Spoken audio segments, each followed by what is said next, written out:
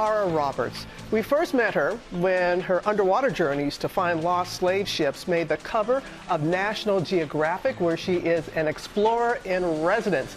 Now she's sharing more about her experiences in her new book, out this morning. It is called Written in the Waters. Tara, so good. No relation. Tara Roberts, Robin Roberts, no relation, but I wish. Oh my gosh, it's so good to see you again. Beautifully written, you know, just talking about the transformation over 6 years in your life. Can you just share people what that was like? Yeah, I mean, it's been an incredible journey. I would say, you know, one way that this journey has really empowered me and transformed me, when I was a little kid, I used to read sci-fi fantasy books. Right. All these characters that were like saving the kingdom, and I wanted to be one of those characters. But I thought I couldn't because none of the characters ever looked like me. So being a part of this work, diving with scuba divers who are searching for slave shipwrecks around the world has brought a sense of adventure to my life and changed it completely. And we see those in the pages, we read those in the pages, and I'm diving with a purpose. Yes. Diving with a purpose, because let's think about it. Well, it's 2017. Yes. You're in DC, yes. and you go to the National African American History Museum, yes. and you see this picture. Yes. And that... It changed my life.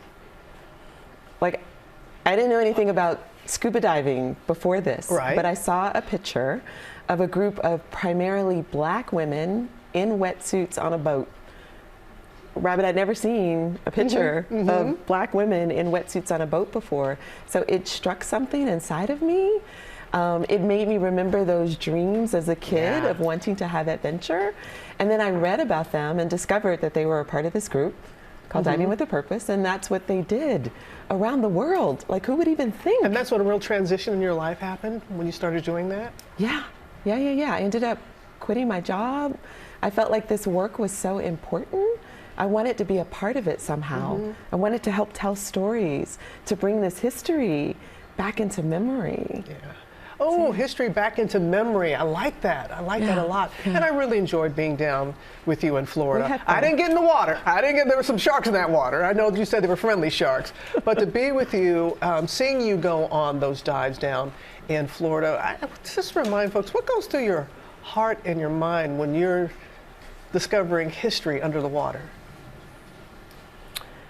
You know, I think it's different for everyone. And maybe I'm a little bit of a weirdo. When I am under the water, I don't feel sad at all about this history. I mean, it's big history. You know, it's 400 years of the transatlantic slave trade. But when I'm under the water, I feel such agency and power.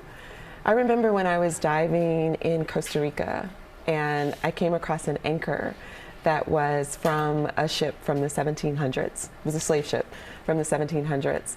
But to see that anchor, like I felt proud of myself. I was like, I have these historians, these divers, these archaeologists. We have all raised our hands and we have said that we're not going to wait for anyone else to prioritize this history. We are volunteering to bring it up from the depths and back into memory. And that just feels like it feels powerful to me. It's going on to the next generation. One of your nieces, right? Yeah. Isn't she now diving? Yes, you met my niece. Yes, right. Yeah, she's diving. My cousin is diving. Her father is diving. Like, there's something about this work that I think speaks to people and makes them want to come back to the ocean. Yeah, a last question for you, because you talked about, hey, how have you left your work? You had a good job in communications. Yes. What do you say to folks who, they want to make a pivot, but they think it might be too late for them? Yeah. What's your message for them? It's never too late. Yeah, man. Follow your curiosity. It could lead you to the cover of National Geographic magazine. It could lead you to GMA. Like, that wasn't something that I could have anticipated just by seeing that picture in the museum. Something as simple as that. And now you're an author. I'm an author, yes. What do you want people picking up the book when they put it back down? What do you want them to feel? I want them to feel like this history isn't just Black history. It's not just American history. Like, this is global history. The transatlantic slave trade shaped our world, but it's largely unexplored. So I hope it makes people more curious about it. And I hope people feel like they can take risk and they can follow their own curiosity. So glad that you have done that. Yeah. Very proud of you. Very happy for you. You Thank just, you, Robin. you know, you exude so much spirit and love. Yeah, Thank thank you. you. All right. And you gave your book to Sterling K. Brown. You're like, here's my book. Never thought you'd do that. Nope, never. Written in the Waters is available now.